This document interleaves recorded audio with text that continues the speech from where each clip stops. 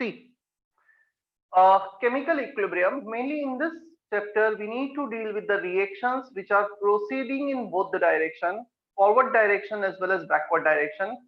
Till mole concept, what we had done the calculation for the number of moles of reactant reacted to the number of moles of other reactant reacted and the moles of product produced, and the concept of limiting reagent. Limiting reagent is the reactant which get consumed first during the reaction, जो reaction के basically जो reaction को limit करता है उसके खत्म होने पर, कंज्यूम होने पर रिएक्शन रुक जाता है, या उसे हम लिमिटिंग रिएजेंट कहते हैं। यहाँ पे लिमिटिंग रिएजेंट का कॉन्सेप्ट ही पिक्चर में नहीं आएगा। क्यों नहीं आएगा? क्योंकि रिएक्शन कभी खत्म ही नहीं होगा। We have such kind of reaction, let's say H2 is reacting with I2, they are producing HI, at the same time HI can also produce H2 and I2। तो जब हाइड्रोजन आयोडीन मिलके hydrogen iodide बना रहे होंगे, same hydrogen iodide वापस से hydrogen I2 में break हो रहा होगा। So the reaction can have tendency, it has tendency to proceed in forward as well as in backward direction. Such kind of change, such kind of reaction is called reversible reaction. And in this reversible reaction, we can achieve equilibrium. Equilibrium क्या होगा? Something is balanced. क्या balance होगा equilibrium में? When the rate of forward reaction is equal to the rate of backward reaction, such scenario is called chemical equilibrium. देखो, मैंने ये नहीं बोला है कि इनका अमाउंट, रिएक्टेंट का अमाउंट और प्रोडक्ट का अमाउंट इक्वल होगा। Equilibrium, that does not mean the amount of reactant and products are equal. Equilibrium means the rate of forward reaction, the rate of conversion of reactants into products is exactly equal to the rate of conversion of product into reactant. यदि 1 minute में इन दोनों ने react करके 2 मोल इसके बनाए तो same 1 minute में 2 मोल इसके वापस से कन्वर्ट भी हो जाएंगे, यदि इक्विलिब्रियम एग्जिस्ट कर रहा है तो। मतलब ये कुछ ऐसा सीन है, हम एक क्लासरूम में, उस क्लासरूम में 50 स्टूडेंट्स हैं। अब 50 स्टूडेंट में से it may be possible 1 minute में 3 स्टूडेंट रूम के बाहर जाते हैं, या अब उसी 1 मिनट में 3 स्टूडेंट रूम के अंदर आ जाते हैं बाहर से, तो बाहर 10 स्टूडेंट्स है, अंदर 50 स्टूडेंट्स है, 3 स्टूडेंट गए, 3 दूसरे स्टूडेंट बाहर से अंदर आ गए, तो the net rate of outgoing and incoming is same. Clear? That does not mean the number of students inside the room 50 and outside 10 they are same. वो कभी कुछ रेयर केसेस में सेम हो भी सकते हैं, बट इक्विलिब्रियम को वैसे डिफाइन नहीं किया जाता है। So when the rate of going forward and the rate of coming inward or backward is equal, we call it chemical equilibrium. तो यहाँ पे लिमिटिंग रिएजेंट का कॉन्सेप्ट नहीं आएगा, रिएक्शन कंप्लीट ही नहीं होगा कभी, तो हम ये बोलेंगे नहीं कि जो कंज्यूम होगा, यदि कोई एक कंज्यूम हो गया इसका मतलब वो बैकवर्ड आ ही नहीं रहा है रिएक्शन। क्लियर? ये डायनामिक नेचर का होगा। एक बार इक्विलिब्रियम अचीव हो गया, इसका ये मतलब नहीं कि रिएक्शन रुक गया है, उसका मतलब ये है कि रिएक्शन फॉरवर्ड भी जा रहा है और बैकवर्ड भी आ रहा है, दोनों तरफ जा रहा है, तो सेम रेट से जा रहा है। हमें नेट चेंज नहीं दिखेगा सिस्टम में कुछ भी। क्यों? क्योंकि इसके जितने भी मोल्स होंगे हर रिएक्टेंट के और प्रोडक्ट के, वो फिक्स हो जाएंगे, क्योंकि जितना HI बन रहा है उतना ही कंज्यूम हो रहा है। So we will not observe any change, but the situation is dynamic. एक रूम में 50 बच्चे हैं, उसमें से 3 बच्चे बाहर गए, 3 दूसरे अंदर आए, changes are there, but the net change is zero. Is that okay? एक रफ आइडिया पता लगा केमिकल इक्विलिब्रियम में हम क्या करने वाले हैं, और अब हमें करना क्या होगा उसके बाद, ये जो इनके अमाउंट है, we are going to relate their amount exist at equilibrium. हम उनके अमाउंट को रिलेट करेंगे, इक्विलिब्रियम कांस्टेंट डिफाइन करेंगे, और उसका फिर टेम्परेचर, प्रेशर, कंसंट्रेशन, डिपेंडेंसी देखेंगे। ये सब कुछ हमें इस चैप्टर में करना है। यदि इसके इनिशियल अमाउंट दे रखें तो इक्विलिब्रियम पे सबका कितना अमाउंट होगा वो कैलकुलेशन हमें करना है। काफी सिंपल सा चैप्टर है केमिकल इक्विलिब्रियम। यदि हम एनसीईआरटी में देखेंगे, only equilibrium is there chapter जिसमें केमिकल इक्विलिब्रियम भी है, आयोनिक इक्विलिब्रियम भी है, बट जनरली जेईई नीट की प्रिपरेशन में इसे 2 पार्ट में डिवाइड कर दिया जाता है, chemical equilibrium then ionic equilibrium. और ionic equilibrium will study in offline mode, 12th में पढ़ेंगे उसे हम। या तो केमिकल इक्विलिब्रियम हम यहाँ पे देखेंगे। अगेन ये चैप्टर, ये मान के चलो दैट विल टेक रफली 6 लेक्चर, 5 से 6 लेक्चर का चैप्टर है, मतलब 2 वीक। और उसके बाद फिर हमारा आता है thermodynamics, then some part of inorganic chemistry. Clear? तो ये 11 के सिलेबस में है, and we are planning to complete 11 syllabus till of end of February, 3rd to 4th week of February में खत्म करने का है, टारगेट ये रखा गया है सारे ही सब्जेक्ट का कि 1 मार्च से 12th स्टार्ट हो जाए, हो सकता है कुछ सब्जेक्ट का उसके पहले भी हो जाए। एंड अगेन होप 1 मार्च तक चीजें बहुत ज्यादा नॉर्मल हो जाएं, जैसा धीरे धीरे नॉर्मल हो रही है, और हम ऑफलाइन मोड में ही 12th स्टार्ट करें कम्प्लीटली। बट यस, उसके पहले भी ऑफलाइन क्लासेस स्टार्ट हो सकती हैं, बट उसके पहले you have option if you want to come to Nasik and you can attend offline classes, then you can. Otherwise, the same lecture will be delivered online also. Clear? तो online तो होगी, force नहीं किया जाएगा किसी को भी। तुम आना चाहो वेल एंड गुड, तुम्हारे ऊपर है। क्लियर? पेरेंट्स का कंसेंट लगेगा। एक्चुअली जो पीटीएम रखा गया है, मनीष सर ने पीटीएम अनाउंस किया है? ओ सर, आज करने वाले सर। हाँ, तो शायद आज का ही है पीटीएम, आज ही रखा गया है। ना सर, 8 बजे बोले थे सर, 8 बजे होगी। मोस्ट प्रोबेबली तभी होगा, शायद अभी मैसेज आ जाएगा। अपने पेरेंट्स को भी इन्फॉर्म कर देना। क्लियर? तुम्हें भी रहना है, पेरेंट्स को भी रहना है। उसमें मेनली ये आज का जो पीटीएम है, ऑलमोस्ट मैक्सिमम बच्चों से हम ऑफलाइन मिल चुके हैं, 1-on-1 इंटरेक्शन हो चुका है। It is not related to your like your study or your study progress. It is mainly related to planning of 12th standard, 11th standard and at the same time offline classes. उनके बारे में काफी questions आते हैं तुम्हारे तरफ से भी, पेरेंट्स की तरफ से भी, तो उसको थोड़ा सा क्लियरिटी देने के लिए उस पे मेनली ये पीटीएम है। क्लियर? बाकी तुम्हें अब, जैसा तुम्हें पहले भी बताया गया है, काफी बच्चों को बुलाया भी गया है। हो सकता है कुछ बच्चे बाय चांस मिस हो गए, बट लेक्चर में सभी को बोला गया है कि तुम सेंटर पे आके नहीं मिले हो तो एक बार डेफिनेटली आके मिलो टीचर से। मतलब हर 15-20 दिन, 1 महीने में एटलीस्ट आकर टीचर से मिल लो। ओके, चलो। सो एक केमिकल इक्विलिब्रियम जस्ट बेसिक देखा हमने। हम स्टार्ट करते हैं types of reactions.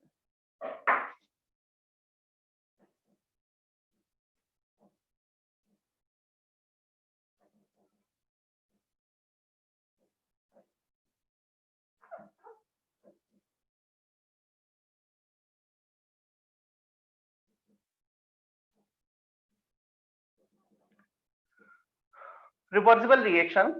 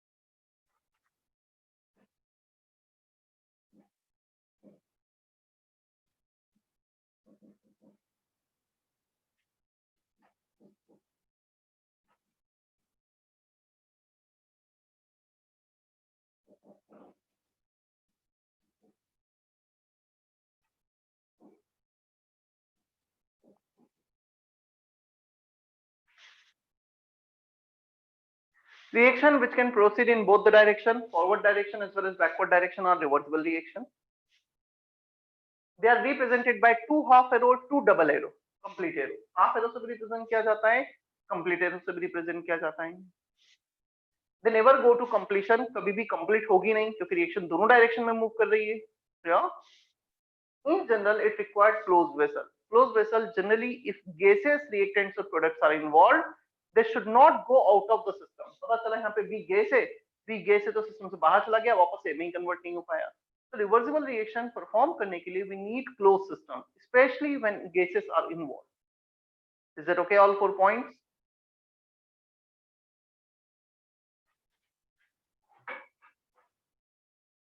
Sir third sir point में वो दे के बाद क्या लिखा है? They never.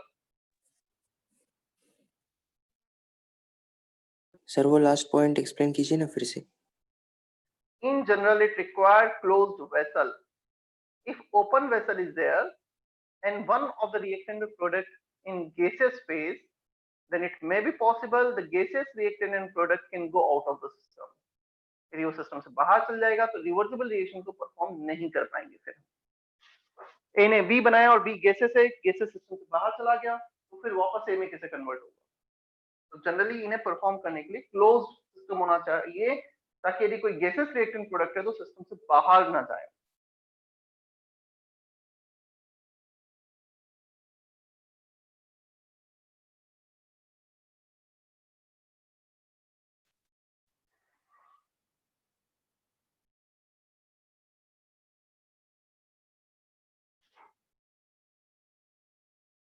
हो गया sir.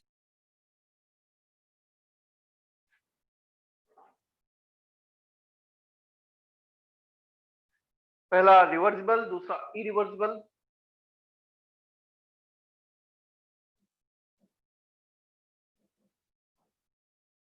Irreversible reaction which can proceed only in one direction.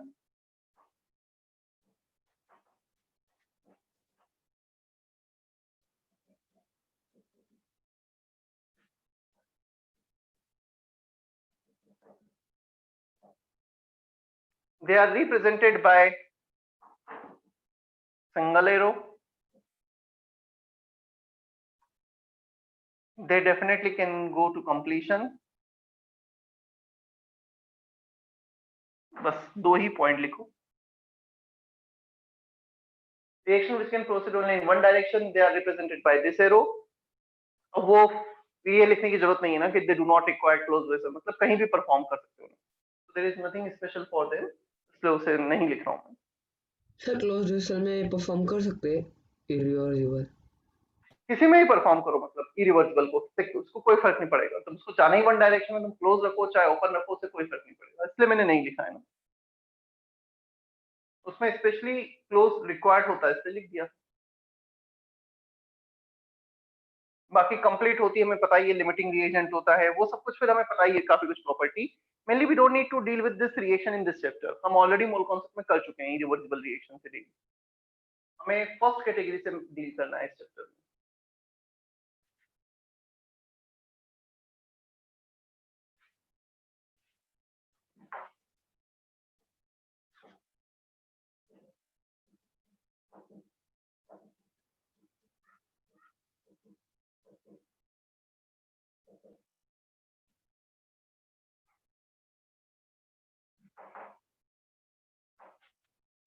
Sir ये टाइप्स ऑफ रिएक्शन के बाद सेकंड पॉइंट है क्या? Yes, next sub heading material equilibrium. First one chemical equilibrium.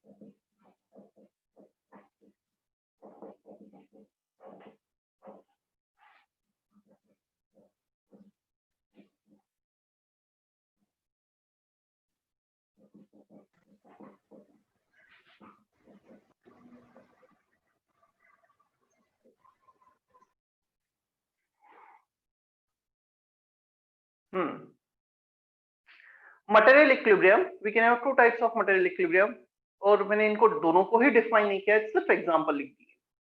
Chemical equilibrium, phase equilibrium, दो reactant, एक या एक से ज्यादा रिएक्टेंट कुछ प्रोडक्ट्स में कन्वर्ट हो रहे हैं, क्या यहाँ पर केमिकल बॉन्डिंग में चेंजेस आ रहे हैं? नाइट्रोजन नाइट्रोजन बॉन्ड है, हाइड्रोजन हाइड्रोजन बॉन्ड है, nitrogen hydrogen bond.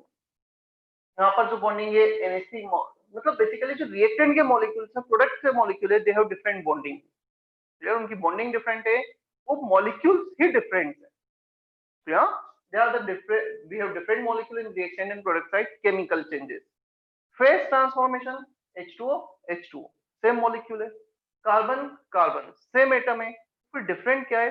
Different phase, यहाँ पर लिक्विड है, यहाँ पे गैस है, यहाँ पर ग्रेफाइट है, यहाँ पे डायमंड है, different allotropic form, different phase, same chemical formula in both reactant and product, but they have different arrangement, clear, उनका जो फेज है वो डिफरेंट आ रहा है। समझ में आ रहा है दोनों में डिफरेंस? यहाँ पे केमिकल फॉर्मूला ही चेंज हो गया है। यस सर फेज में चेंज मतलब कोई भी फेज हो सकता है ना? हाँ, फेज, फेज का मतलब शायद मैंने पहले ही बताया होगा, सेम फेज यदि हम बोलते हैं इसका मतलब ये हुआ same composition and same density throughout the system. If you are going from one point to another point, तो यहाँ मैं इस रूम का एग्जांपल हूँ, जिस रूम में हमें, यहाँ पर इस रूम में नाइट्रोजन ऑक्सीजन है कुछ इस जगह, क्या same fraction percentage nitrogen oxygen का यहाँ पर भी है? क्या डेंसिटी एयर की जो यहाँ पे वो यहाँ पर भी है? यदि डेंसिटी और परसेंटेज कंपोजिशन सेम आ रहा है, then we call it homogeneous same phase, उसे सेम फेज कहा जाता है। और यदि उन दोनों में से कोई भी चेंज हो गया तो फिर हम उससे सेम फेज नहीं कहते हैं। ऑयल प्लस वाटर, दोनों लिक्विड है, बट ऑयल और वाटर सेपरेट लेयर बनाते हैं। जब तुमने ऑयल और वाटर को मिक्स किया, यहाँ पे वाटर, यहाँ पे oil, we have two different phase, same state of matter, clear, liquid and liquid, but तुम यहाँ से यहाँ जाओगे, कंपोजिशन चेंज होगा, डेंसिटी चेंज होगी, सब कुछ चेंज होगा, so they are not same phase, clear. तो सेम Yes, फेज sir. में कंपोजिशन सेम होना चाहिए, at the same time density same होना चाहिए। मतलब फिजिकली चेंज होगा ना? हाँ, मतलब ये दोनों चेंज नहीं होना चाहिए, तो सेम फेज, इन दोनों में से कोई भी चेंज हो गया, स्टेट ऑफ मैटर या फिर उसका डेंसिटी। Density.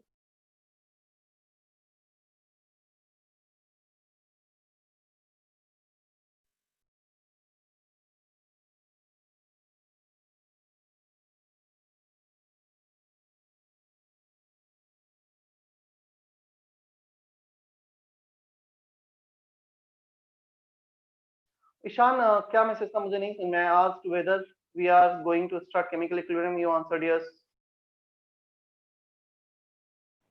सर वो कल की बात थी।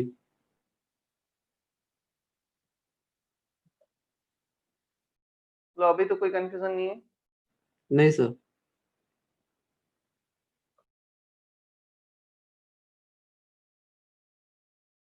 दर्शना का मैसेज था टू एरोज क्यों शो किए? It is a way of representation of equilibrium. दो एरो मतलब बेसिकली हम ये रिप्रेजेंट करते हैं कि वो फॉरवर्ड बैकवर्ड दोनों आ सकती है reaction. Is that okay Darshana? Yes sir.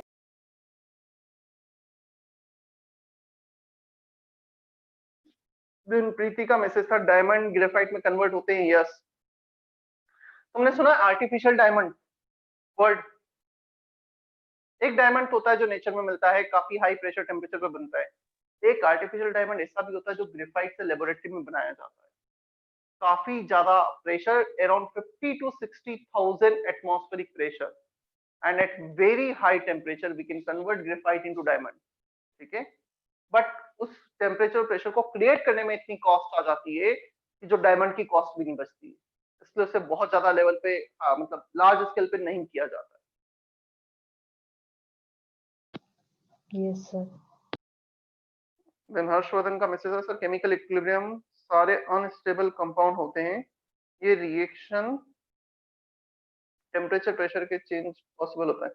ये नहीं समझ में आया हर्षवर्धन, पहला सेंटेंस तो नहीं समझ में आया। केमिकल इक्विलिब्रियम अनस्टेबल कंपाउंड होते हैं, नॉट नेसेसरी कि अनस्टेबल कंपाउंड हो, मैं ये बोल सकता हूँ कि ये मतलब अनस्टेबल वर्ड की बजाय ये बोलेंगे कि एक दोनों ही लेस स्टेबल है, तो ये इसमें भी कन्वर्ट होता है, ये इसमें भी कन्वर्ट होता है, कुछ ऐसा होगा, या दोनों इक्वली स्टेबल है, इक्वली तो दोनों की बनने की टेंडेंसी होगी। और टेम्परेचर प्रेशर के साथ चेंजेस हम देखेंगे भी आगे। फेज इक्विलिब्रियम में बहुत ज्यादा नहीं है डिटेल में, मेनली केमिकल इक्विलिब्रियम डिटेल में।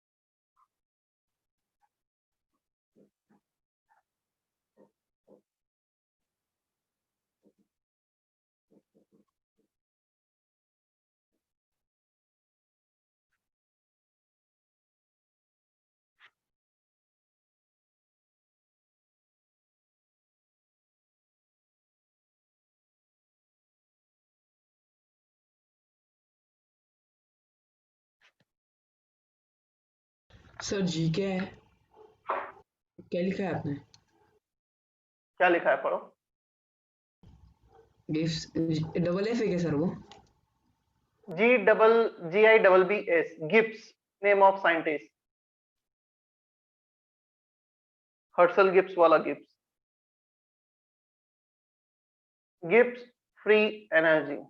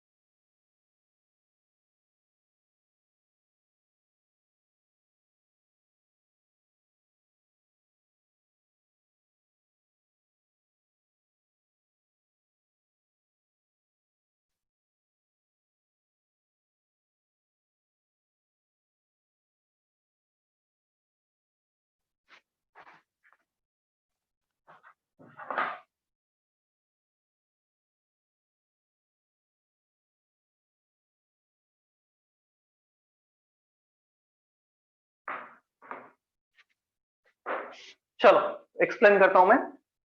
आई डोंट थिंक कि फर्स्ट पॉइंट अब मुझे एक्सप्लेन करना है। Rate of forward reaction equal to rate of backward reaction, which is the basic definition of chemical equilibrium.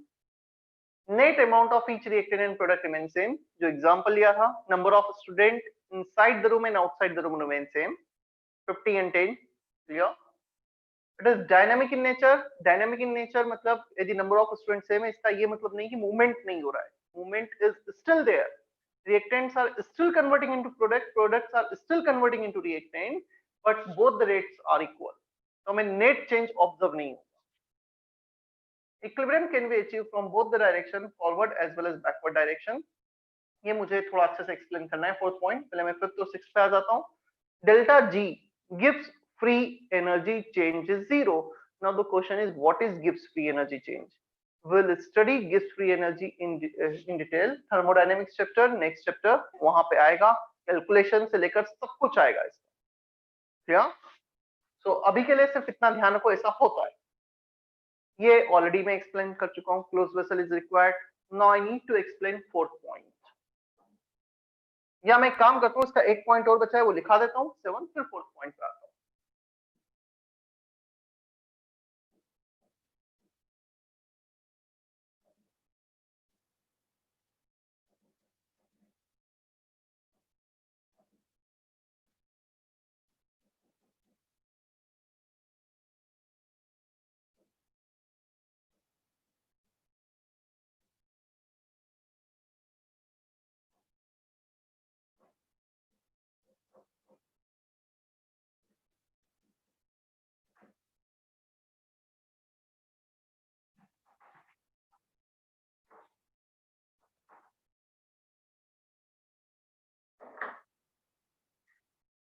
By changing condition of temperature, pressure and concentration, we can shift the equilibrium. Again, ये भी पूरा मतलब एक heading है, ली चैटलियर्स principal, 2 lecture में करना है for the 7th point. तो ये इसी चैप्टर में अच्छे से समझ में आएगा आगे। अभी के लिए सिर्फ इतना लिखना है। अब मुझे ये एक्सप्लेन करना है फोर्थ पॉइंट। देखो, लेट्स से हमारे पास एक रिएक्शन है, N2 plus 3H2 is an equivalent twice of ammonia. हमने स्टार्ट किया रिएक्शन को 10 मोल्स नाइट्रोजन के लिए लिए, 20 मोल्स हाइड्रोजन के लिए लिया, 30, चलो इस रेशो में ले लेता हूँ एक्सप्लेन करने के लिए। 30 मोल्स हाइड्रोजन के लिए, अमोनिया के 0 मोल्स है initially. We are starting the reaction with the reactants nitrogen and hydrogen. तो यार हम जिससे भी रिएक्शन को स्टार्ट करना चाहें कर सकते हैं। अब डेफिनेटली जब हम रिएक्शन को स्टार्ट कर रहे हैं T equal to 0, that means at the start, ऐसा तो नहीं नाइट्रोजन हाइड्रोजन को ऐड करेंगे और सडनली इक्विलिब्रियम आ जाएगा। It always takes some time to achieve equilibrium condition. एक रूम में 60 स्टूडेंट थे, 60 में से 2-4 बाहर गए, फिर एक अंदर आया, ऐसे कुछ टाइम लगा। 10 मिनट के अंदर हम उस इक्विलिब्रियम सिचुएशन पे आ गए जिसमें अंदर अब 50 बच्चे हैं, बाहर 10 बच्चे हैं and the net rate is same. So ऐसा नहीं है कि जैसे ही हमने मतलब ब्रेक हुआ, ब्रेक होते से इक्विलिब्रियम आ गया classroom. It will take some time 5, 7, 8 minutes. अब अंदर जो बच्चे हैं और बाहर जो बच्चे फिक्स हो गए, अंदर बाहर का रेट सेम। तो सिमिलर वे में इसको तुम देखो, नाइट्रोजन हाइड्रोजन को ऐड किया है, जब हम रिएक्शन को स्टार्ट कर रहे हैं तब इक्विलिब्रियम नहीं है। रिएक्शन इज रिवर्सिबल, ये प्रोडक्ट बनाएगा फिर प्रोडक्ट रिएक्टेंट बनाएगा, बट हमेशा रेट इक्वल हो, it is not compulsory, clear. तो it will take some time to achieve equilibrium. देखते हैं हम। अब लेट से इक्विलिब्रियम आने पर इसके कुछ 3 मोल्स रिएक्ट कर गए। Just for example, 1 can react with 3, 3 can react with 9, 30 में से 9 रिएक्ट कर गए। 3:9:6, 1:3:2। हमने पूरा मोल कॉन्सेप्ट पढ़ा है। 3 mole can react with 9 mole to produce 6 mole, 1:3:2 के रेशो में। उसके 6 मोल बन गए, इसके बच गए 7 मोल्स, 21 मोल्स, 6 मोल्स। क्या इतना समझ में आता है? जस्ट फॉर एग्जांपल कितना ऐसा रहा होगा। Now this is the first case. Second case, if we are starting with ammonia, let's say हमने पहले नाइट्रोजन हाइड्रोजन के साथ स्टार्ट किया, यदि हम अमोनिया के साथ स्टार्ट कर रहे हैं, हमने स्टार्टिंग में अमोनिया के 20 मोल्स ले लिए, इन दोनों के 0 मोल्स लिए, मतलब हमारे पास अब प्रोडक्ट है, बट ये ऐसा रिएक्शन है which can proceed in both the direction. हमने प्रोडक्ट से भी स्टार्ट किया, अब रिएक्शन धीरे धीरे बैकवर्ड आएगा। अब बैकवर्ड आएगा तो 20 में से इक्विलिब्रियम लाने पर 14 मोल्स रिएक्ट कर चुके होंगे, 6 मोल्स बचेंगे।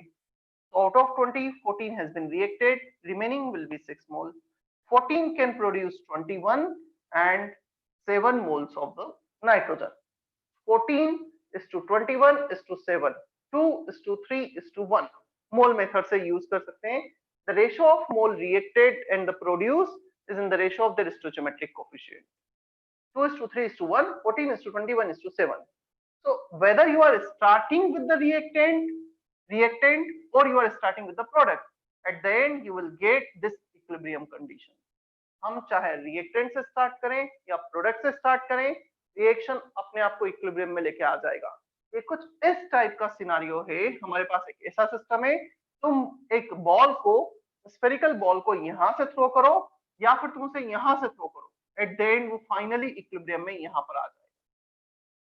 कुछ इस शेप में तुम बॉल को यहां से थ्रो करोगे, यहां से थ्रो करोगे, you will get the equilibrium situation. At the end वो बॉल यहां पे आके रुक जाएगा. Is that okay?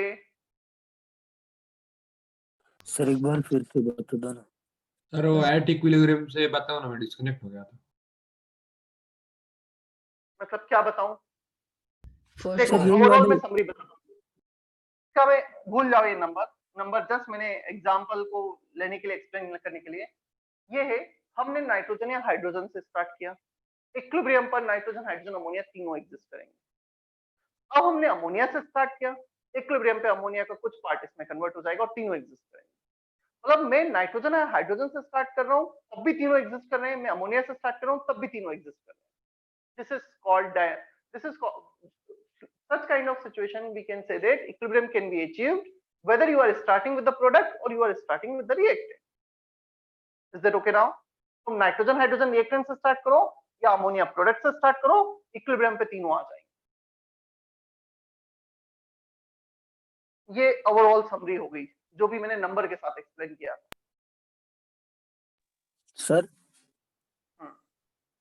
जितना फॉरवर्ड रिएक्शन में रिएक्टेंट का एक्सेस में बचेगा, मतलब वो उतना ही बैकवर्ड रिएक्शन में बनेगा ना? अब वो डिपेंड करता है, क्योंकि अभी तो मैंने जो एग्जांपल लिया था उसमें नंबर ऐसे ले लिए थे, इसको 10 30 तो इसको 20 लिया.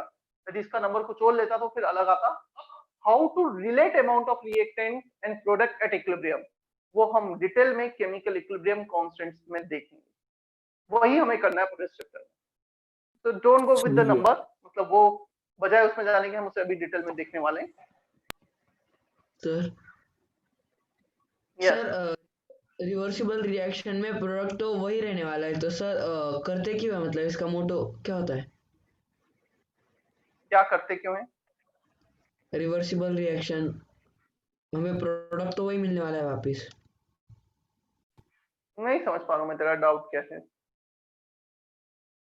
सर अभी हमने अभी N2 और 3H2 को रिएक्ट करवाया तो वापस हमें वही मिलने वाला है ना रिवर्स करने के बाद, तो सर ये रिएक्शन करते क्यों है? एक मिनट कंफ्यूजन तुम्हें ये हो रहा है कि हमने नाइट्रोजन हाइड्रोजन रिएक्ट करवाया तो वापस से मिलने वाला है, ऐसा नहीं है. कुछ पार्ट तीनों एग्जिस्ट, मैं वही तो बोल रहा हूँ. तुम नाइट्रोजन हाइड्रोजन से स्टार्ट करो, एट द एंड तीनों होंगे. तुम अमोनिया से स्टार्ट करो, एट द एंड तीनों होंगे. तो ऐसा थोड़ी कि नाइट्रोजन हाइड्रोजन से अमोनिया बनाया और अमोनिया वापस से पूरा इसमें कन्वर्ट हो.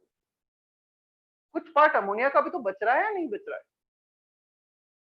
समझ गया sir.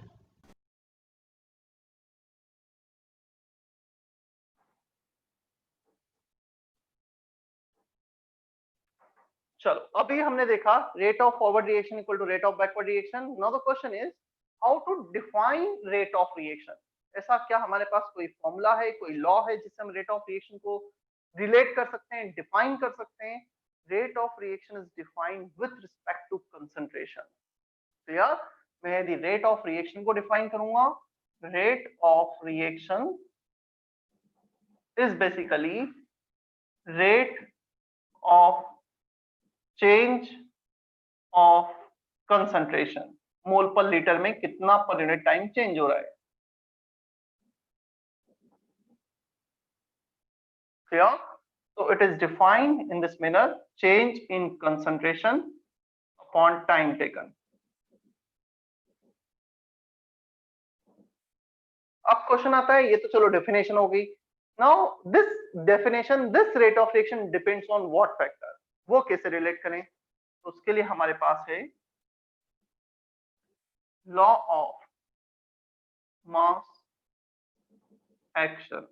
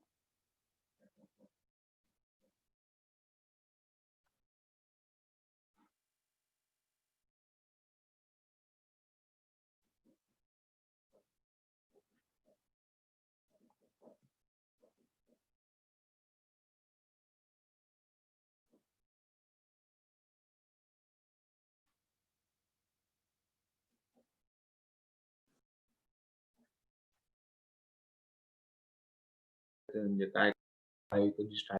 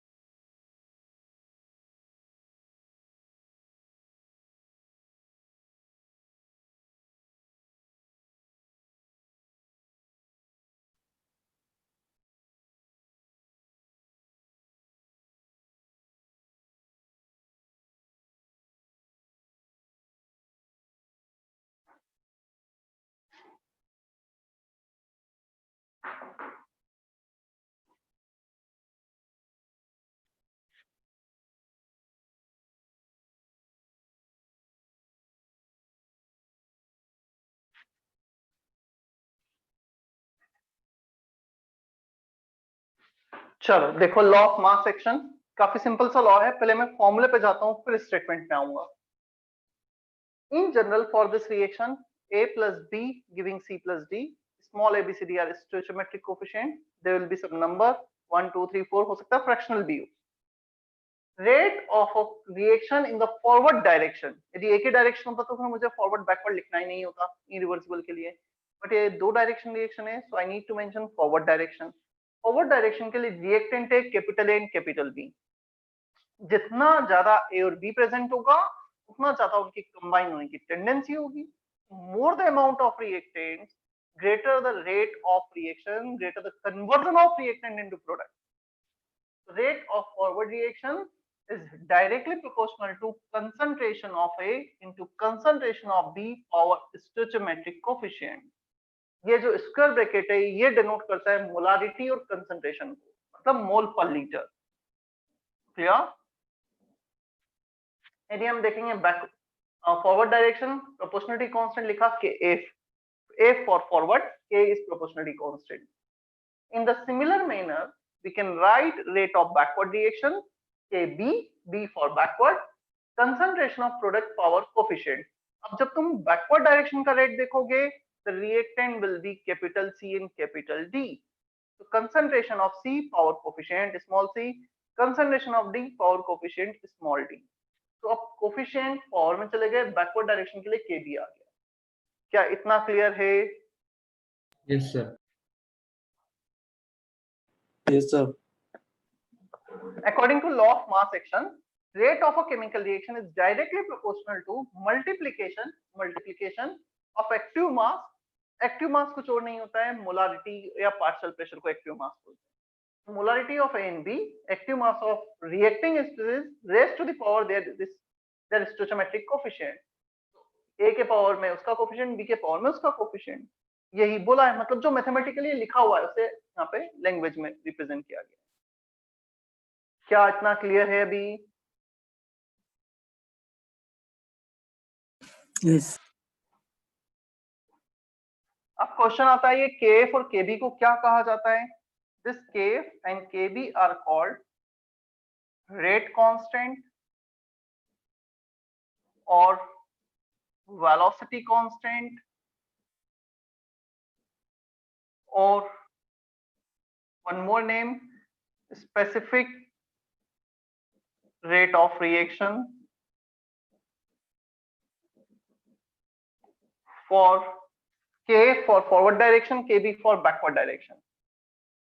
For forward and backward direction respectively.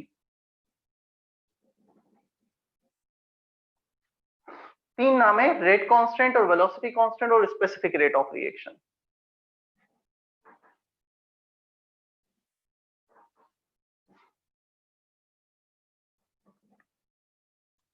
They depends only on temperature, temperature के अलावा किसी भी फैक्टर पर डिपेंड नहीं करते हैं। दे डिपेंड्स only on temperature.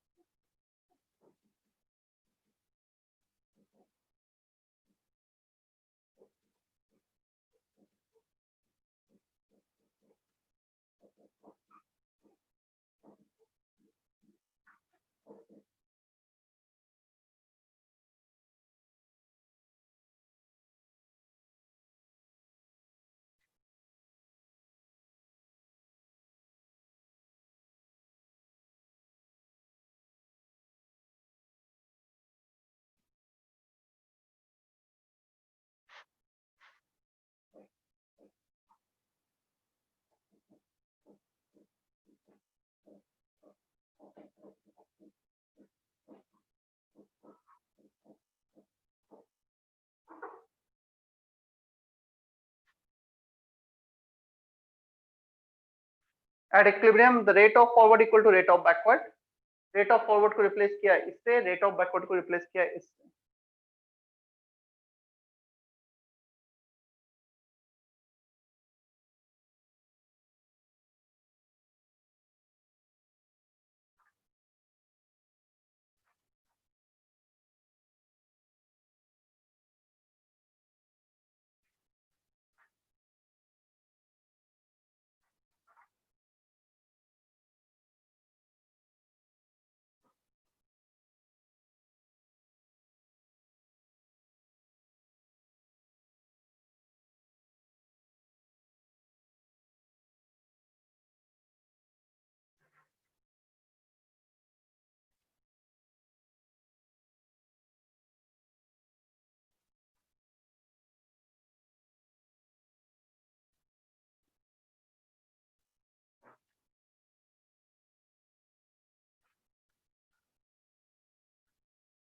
वैसे जस्ट कुछ चीजें थी, मतलब जो 2-3 दिनों में मेरे ऑब्जर्वेशन में आई।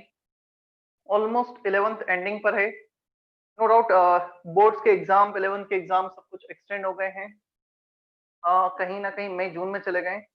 अभी रिसेंटली मतलब ऑलमोस्ट लास्ट 2 या 3 दिनों में सेंटर पर मैं कुछ 4-5 ऐसे बच्चों से मिला हूँ कि सर हमें जेई की या नीट की प्रिपरेशन करना है। तो अब डेफिनेटली मेरा एक क्वेश्चन रहता है कि अब मतलब मई में जनवरी में हम ये सोच रहे हैं, जबकि 11th हमने तब स्टार्ट किया था। सर हमें लग रहा था कि शायद कोविड सिचुएशन नॉर्मल हो जाएगी, फिर हम ऑफलाइन में ही स्टार्ट करेंगे। और मतलब जो बच्चे हैं इसमें से कुछ ऐसे भी बच्चे हैं जो एक्चुअली काफी ब्रिलियंट बच्चे थे, मतलब जिनका 10th का स्कोर काफी अच्छा था, जिनसे इंटरेक्ट करके मुझे लगा कि इन्होंने मतलब काफी कुछ अच्छे लेवल पे जा सकते थे मेहनत करते। तो बहुत सारी चीजें उन्होंने लॉस की। मतलब तुम खुद इमेजिन कर सकते हो, तुमने जुलाई अगस्त जब भी तुमने ज्वाइन किया हो, जब से लेके अब तक जो तुमने पढ़ा है उन्होंने वो सारा मिस किया। मतलब बहुत डिफरेंस क्रिएट करेगा ये, नो डाउट। मैं नहीं बोलूँ कि ऑनलाइन क्लासेस में शायद उतना हम नहीं कर पाए जितना ऑफलाइन क्लासेस में करते, but still we are in much better position than those who have not join anything, जिन्होंने बुक्स भी नहीं देखी अभी तक, एनसीईआरटी भी नहीं देखी, तब स्टेट बोर्ड या बोर्ड की बुक्स भी नहीं देखी 11th-12th की। तो काफी बच्चे से आ रहे हैं, स्पेशली मतलब जो बच्चे नासिक के बाहर के हैं वो, क्योंकि सर हम वहां थे तो हमें लगा कि कैसे नासिक आएंगे कोविड में ये सब कुछ। तो still we are in much better position than them. अब ये है कि तुम इसी चीज को कितना और एडवांटेज में कन्वर्ट कर सकते थे या कर सकते हो अभी भी। मतलब जितना बिल्कुल माइंडसेट ये नहीं रखना है कि ऑनलाइन है ऐसा है वैसा। मतलब एग्जाम तो जेई का जब होना है होना ही है। जेई के इस बार के भी डेट डिक्लेयर हो गए, पता है ना, जेई एडवांस के डेट 3rd of जुलाई। जुलाई। मेंस फरवरी से स्टार्ट है। ऑफलाइन क्लासेस एक भी दिन नहीं हुई है 12th की और उनका मेंस आ ही गया है। तो एग्जाम तो जब होना है होना ही है। मेरे पूरा जो करियर डिसाइड होना है वो तो होना ही जेई के थ्रू। तो ऐसा है, हम इन चीजों को लेकर ऑनलाइन ऑफलाइन मतलब बहुत ज्यादा दिमाग ना रखें। डेफिनेटली जब भी हमें अपॉर्चुनिटी मिलेगी, जब भी ऑप्शन मिलेगा, परमिशन मिलेगी, हम ऑफलाइन करेंगे, but we can't wait for that. और ये तुम भी है ना थोड़ा सा फील कर पा रहे होगे। तुम्हें क्या, हमें भी यही लग रहा था जुलाई में, जून जुलाई में क्लासेस स्टार्ट हुई, चलो अब 1 महीने बाद होगा, फिर 2 महीने बाद होगा। मतलब पता ही नहीं चल रहा था कि क्या हुआ है, और आज तक नहीं हो पाई है वो चीज। सर हम्म, सर मैं 11th का जो डिलीटेड सिलेबस है उसके बारे में पता चला था। 70% सिलेबस कैंसिल कर दिया है सर। इसमें सर हर सब्जेक्ट में, मतलब हर पर्टिकुलर चैप्टर में जो टॉपिक्स है, सब टॉपिक्स, वो भी कैंसिल कर दिया है। किसने कैंसिल किया, मैं ये तो पूछ रहा हूँ, किस एग्जाम के लिए कैंसिल हुआ है? सर 11th के एग्जाम के लिए। तो अब हाँ 11 के एग्जाम के लिए कैंसिल हुआ ना। तुम्हें बताओ कि हम प्रिपरेशन 11 की कर रहे थे, मतलब वो फर्क ही नहीं पड़ता है हमें। हाँ सर। 11 के लिए कैंसिल हुआ भी है, जेई मेन जेई एडवांस के लिए तो अभी तक कुछ कैंसिल नहीं हुआ है। हाँ सर। और मान लो वैसे एट मैक्स ये हो सकता है, वैसे पॉसिबिलिटी उसकी भी कम है, एट मैक्स ये हो सकता है कि जब तुम जेई मेंस एडवांस दो तो शायद वो कुछ चैप्टर्स माइनस कर दें। मान लो उन्होंने केमिकल इक्विलिब्रियम माइनस कर दिया। यदि केमिकल इक्विलिब्रियम नहीं पढ़ेंगे तो definitely we can not understand the ionic equilibrium. हमें समझ में ही नहीं आएगा कि आयोनिक इक्विलिब्रियम में क्या हो रहा है। यदि आईआईटी में ऐसा होना नहीं है, बट मान लो 10-20% उन्होंने कम भी कर दिया, उससे तुम्हें कोई फर्क नहीं पड़ेगा। वैसे इस बार आईआईटी ने कुछ भी कम नहीं किया है, पूरा 12th ऑनलाइन चला है, तब भी कुछ कम नहीं किया है। तो Yes, हमें sir. कोई फर्क ही नहीं पड़ता, हम थोड़ी 11th या 12th बोर्ड के एग्जाम की प्रिपरेशन कर रहे थे। और इट मे बी पॉसिबल कुछ कॉलेजेस तो जनरल प्रमोशन दे देंगे 11th में, एग्जाम ही नहीं लेंगे। तो वो तो फर्क ही नहीं पड़ता है हमें कि क्या हो रहा है। Yes, sir. और डे वन से मतलब हमारा भी मोटिव यही है, तुम्हारा भी मोटिव है, पेरेंट्स का भी यही मोटिव है कि हमें बेसिकली हमारा करियर ओरिएंटेड एंट्रेंस एग्जाम हमें अच्छे से प्रिपेयर करना है। तो इसलिए डे वन से तुम्हें हम बोल भी रहे हैं, मोटिवेट भी करते रहते हैं। एट द सेम टाइम मतलब इस सिचुएशन में भी तुम जितने ही बच्चों ने जो डिसीजन लिया, मतलब काफी सही किया है, जो जितना भी किया एटलीस्ट, मतलब ये तुमने भी जितना भी हम पढ़ा रहे हैं उसका 20-25-30% भी गेन किया होगा ना, तुम्हें डिफरेंस क्रिएट करेगा, तुम्हें पता लगेगा। और करा होगा तो डेफिनेटली अच्छी बात है। बट कहीं ना कहीं जो बच्चे आईआईटी एनआईटी में एडमिशन लेने वाले हैं, उन सारे बच्चों ने प्रिपरेशन की होगी, उन्होंने तो प्रिपरेशन नहीं छोड़ी होगी। और 11th के जो भी टॉपिक्स हैं, कुछ ऑलरेडी हमने एक रफ प्लानिंग बनाई है उनकी। रफ प्लानिंग में ये बनाया है 12 के साथ साथ कोई भी चैप्टर ऐसा नहीं होगा 11 का जिसका रिवीजन नहीं कराया जाएगा। जैसे 12 के चैप्टर चल रहे, एक हमने चैप्टर पढ़ा है, उससे रिलेवेंट 11 का कौन सा चैप्टर है, जब हम वो एक चैप्टर स्टार्ट करने वाले हैं तो हम वाई चैप्टर का पहले रिवीजन कराएंगे। तो रिवीजन 11 के सारे चैप्टर ऑफलाइन क्लासेस में होंगे। तो ये हमें ही पता है कि कहीं ना कहीं उसमें ऑफलाइन में एक टच देने का जरूर डेफिनेटली रिक्वायरमेंट है। हमारा मोटिव कभी भी ये है ही नहीं कि सिलेबस खत्म करना है, हमारा मोटिव है कि तुम्हें समझ में आनी चाहिए चीज, तो तुम्हारा भी मोटिव एट द एंड वही होना चाहिए। तो रिवीजन ऑलरेडी थोड़ा सा प्लान किया गया इसमें में कि 12th के साथ साथ एक एक चैप्टर बीच में 11 का भी रिवाइज करते चला जाएगा। उसके डीपीपीज हो गए या उसके कुछ बैक एक्सरसाइज हो गए वो डिस्कस करते हुए चले जाएंगे। तो उसका थोड़ा थ्योरी का रिवीजन, लेक्चर नोट्स डेफिनेटली नहीं लिखाए जाएंगे वापस से, मतलब वो यदि वो भी सब कुछ लिखाया जाएगा तो फिर हमें 2 साल लग जाएंगे 12th में।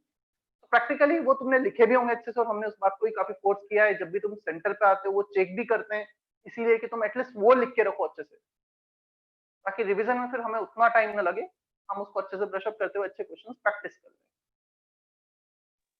सर हम्म, अभी हमारा 11th का कितना पोर्शन हो गया है? मतलब 11 का कितना बचा है मैं तुम्हें ये बता देता हूँ मेरे पार्ट पर। केमिकल इक्विलिब्रियम हमने स्टार्ट किया है, इसके बाद एक थर्मोडायनेमिक्स होगा और पीरियोडिक एंड बॉन्डिंग होगा, sorry not periodic and bonding, इसके बाद होगा तुम्हारा S block and P block के दो। Okay sir. सर मतलब सिर्फ केमिकल अभी बॉन्डिंग पूरा, केमिकल बॉन्डिंग मुझे नहीं पता, केमिकल बॉन्डिंग मोहित सर पढ़ा रहे हैं ना। सर वो पूरा आप मोहित सर ही लेने वाले हैं क्या? पूरा मतलब बॉन्डिंग ना 4 पार्ट्स है ना सर उसमें, केमिकल बॉन्डिंग। 5 पार्ट है। हाँ वो तो केमिकल बॉन्डिंग यदि मोहित सर ने स्टार्ट किया तो वही खत्म करेंगे, वो खत्म हो चुका होगा, हुआ नहीं क्या तक, कहाँ तक पहुंचे? स्टार्ट हुआ है सर। सेकेंड स्टार्ट हुआ। अच्छा स्टार्ट भी नहीं हुआ है। और ऑर्गेनिक में क्या क्या हो गया है, नॉमेनक्लेचर वगैरह? सर सर ऑर्गेनिक सिर्फ में नोमेनक्लेचर हो गया। आइडेंटिफिकेशन पीओसी और पीरियोडिक टेबल पीरियोडिसिटी हो गए। ठीक है, मतलब सर ने पहले DIN भी हो ऑर्गेनिक गया का है कुछ सर। पार्ट, हाँ तो फिर तो मतलब हो चुका है काफी कुछ। मेनली तुम्हारा यदि बॉन्डिंग खत्म होगा उसका शायद एक आधी छोटा चैप्टर बचेगा ऑर्गेनिक, बहुत ज्यादा नहीं बचेगा। तो ठीक है कोई प्रॉब्लम नहीं है, मतलब टारगेट में तो बता देता हूँ, आज 10th 12th जनवरी है, हमारा टारगेट है 28 फेब तक कंप्लीट करने का, ऐसा है। और इसका कुछ पार्ट 11 का जैसे मैं बताता हूँ, 11 का एक आयोनिक इक्विलिब्रियम है जो 12th में कवर होता है, और वो हम ऑनलाइन में नहीं करेंगे, ऑफलाइन में ही करेंगे वैसे 12th में मिड में, वो इलेक्ट्रोकेमिस्ट्री से रिलेटेड है, तब हम करेंगे। सर दोनों आयोनिक इक्विलिब्रियम? आयोनिक इक्विलिब्रियम एक ही है, केमिकल इक्विलिब्रियम है। सर 15 से चांसेस है क्या सर स्टार्ट होने के? 15 से चांसेस है कि परमिशन मिल जाए, ऐसा हमें एक्सपेक्टेड है अब तक। आज पीटीएम थोड़ा सा वेट करो, पीटीएम के लिए तुम्हें और काफी कुछ इन्फॉर्मेशन मिलेगी, ठीक है। चलो, rate of forward equal to rate of backward, ये कुछ हमने कंसंट्रेशन लिखा, केएफ केबी के टर्म्स में इन दोनों को इक्वेट कर दिया। KF and KB both are constant, उन कांस्टेंट को सेपरेट कर लेते हैं हम। Equilibrium constant is KF upon KB, so KF upon KB इस ए और बी को डिवाइड कर दो यदि केएफ अपॉन केबी चाहिए तो, concentration of C concentration of D upon A into B और their coefficient। So basically हमने क्या किया, कांस्टेंट को सेपरेट किया, कंसंट्रेशन को एक तरफ लेके चले गए। ये कांस्टेंट, ये भी constant, ratio of two constant will be another constant which is defined as equilibrium constant. इसे हमने इक्विलिब्रियम कांस्टेंट डिफाइन कर दिया, Kf upon Kb, concentration of product upon concentration of reactant power coefficient। Is that okay? Yes sir.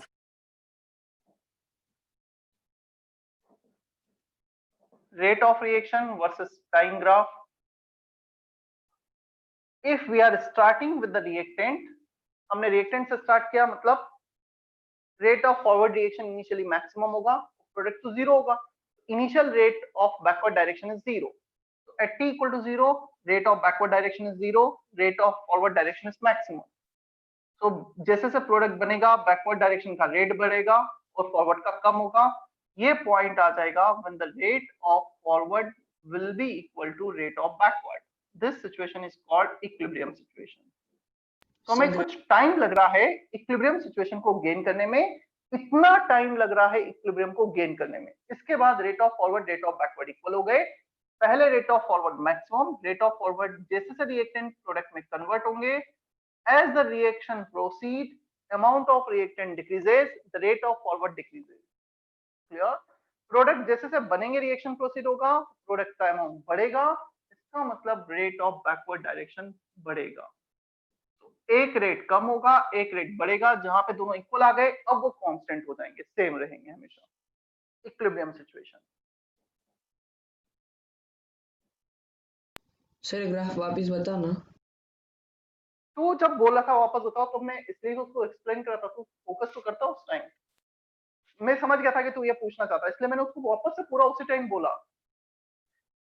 क्या बताऊं इसमें, बता। मैं starting में जो बताया सर आपने, बनाते वक्त कुछ भी बताया आपने। रेट ऑफ फॉरवर्ड डिक्रीज होगा, रेट ऑफ बैकवर्ड इंक्रीज होगा, और दोनों रेट इक्वल हो जाएंगे जब इक्विलिब्रियम होगा। तो इक्विलिब्रियम आने में हमें इतना टाइम लग रहा है। This is the time to achieve equilibrium condition. इस टाइम पे इक्विलिब्रियम हमें मिल रहा है जब दोनों रेट इक्वल हो रहे हैं। हम रिएक्टेंट से स्टार्ट कर रहे हैं, तो rate of forward maximum, product 0 है तो initially rate of backward is 0।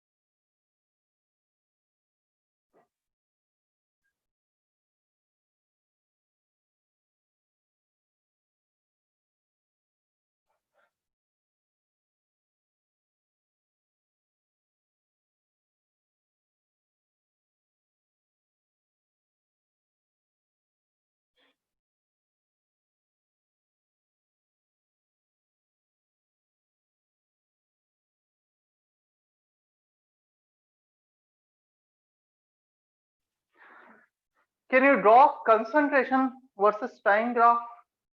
Concentration of reactant and products versus time graph. चलो एक काम करता हूँ, मैं 3 ग्राफ ड्रॉ करता हूँ, तुम्हें बताना है कि कौन सा ग्राफ सही होगा। रिएक्टेंट का कंसंट्रेशन धीरे धीरे कम होगा, प्रोडक्ट का बढ़ेगा। क्लियर? इसको मैं R लिख देता हूँ, इसको मैं P लिख देता हूँ। P for product, R for reactant. First graph, second possibility,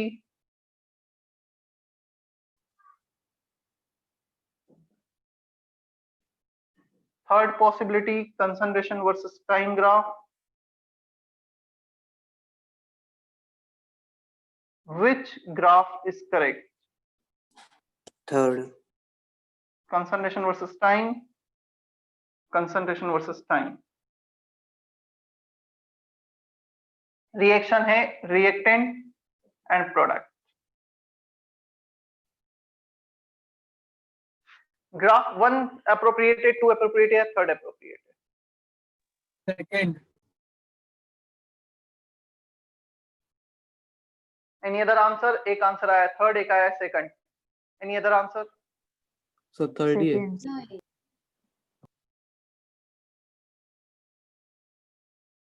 जिसने आंसर 1 दिया है गलत है, जिसने आंसर 2 दिया है गलत है, जिसने आंसर 3 दिया है वो भी गलत है। इसका आंसर है ऑल 3 ग्राफ्स आर पॉसिबल। तीनों ही पॉसिबिलिटी हो सकती हैं। फर्स्ट वाला फेज देखो हमने इक्विलिब्रियम हमने ये डिफाइन ऐसे किया है, when the rate of forward and rate of backward are equal at equilibrium, there will be no net change in the amount of reactant product। मतलब reactant product दोनों कांस्टेंट हो जाए। क्या इस पॉइंट के बाद दोनों कांस्टेंट हो रहे हैं, सेम हो रहे हैं? सेम से हमें कोई लेना देना नहीं, कांस्टेंट हो रहे हैं। क्या इस पॉइंट के बाद रिएक्टेंट और प्रोडक्ट दोनों कांस्टेंट हो रहे हैं? यस। क्या इस पॉइंट के बाद दोनों रिएक्टेंट और प्रोडक्ट कांस्टेंट हो रहे हैं? यस। ये तीनों ही तो डेफिनेशन को फिट हो रहे हैं। हाँ, हमारा जो इक्विलिब्रियम कांस्टेंट का रिलेशन है, product bye reactant, concentration of product upon concentration of reactant, इसमें प्रोडक्ट रिएक्टेंट इक्वल है, तो हम ये बोल सकते हैं के इक्विलिब्रियम इज रफली 1। यहाँ पे प्रोडक्ट कम है, प्रोडक्ट कम रिएक्टेंट से, के equilibrium will be less than 1। यहाँ पे प्रोडक्ट ज्यादा है, के equilibrium will be greater than 1। So all three graphs can be correct, depends on the value of equilibrium constant। यहाँ पे लार्ज होगा, यहाँ पे स्मॉल होगा, और यहाँ पे मॉडरेट होगा। Is it okay? Yes sir. So एक सेकंड ड्रॉ कर लेते हैं।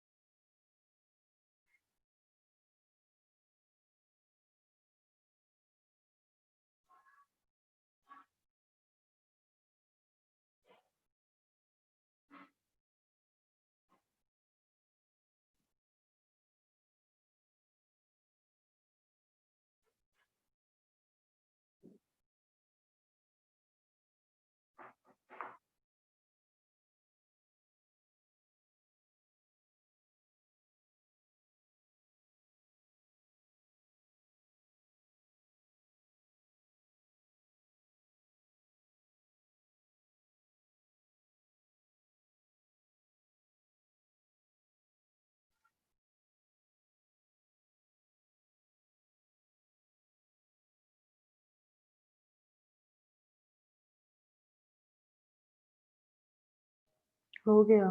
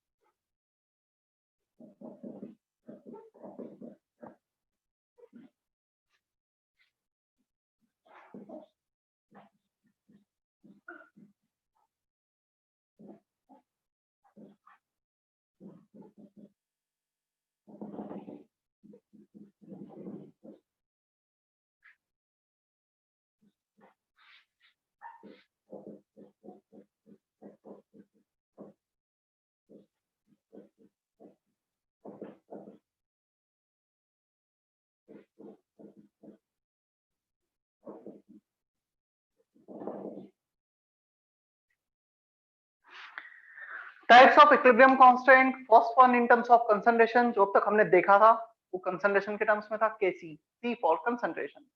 In terms of partial pressure, Kp. Just we need to replace concentration by partial pressure. Partial pressure of product upon partial pressure of reactant over their stoichiometric coefficient. Third, in terms of mole fraction of product upon mole fraction of reactant over their coefficient. So concentration, partial pressure, mole fraction, Kc, Kp, Kx.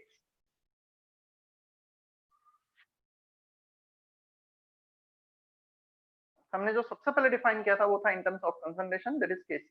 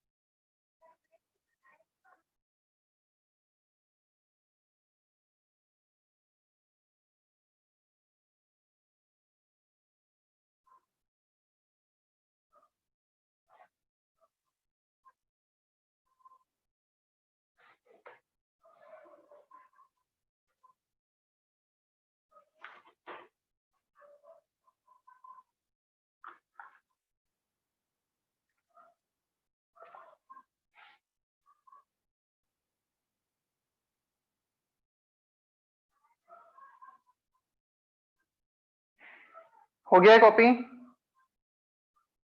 Yes, sir. Yes, sir. Yes, sir.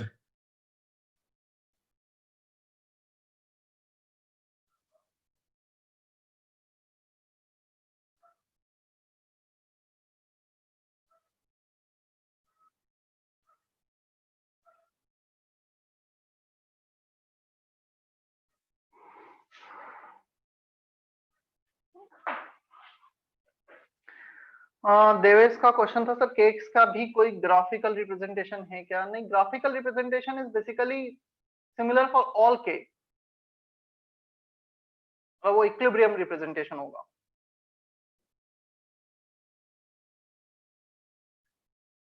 चलो next heading हम next lecture में start करेंगे. तुम सिर्फ लिख लेना, मुझे बता देना कि हमें स्टार्ट करना है. रिलेशन बिटवीन इक्विलिब्रियम कांस्टेंट्स, हमें केपी केसी, केपी केक्स, इनमें रिलेशन देखना है.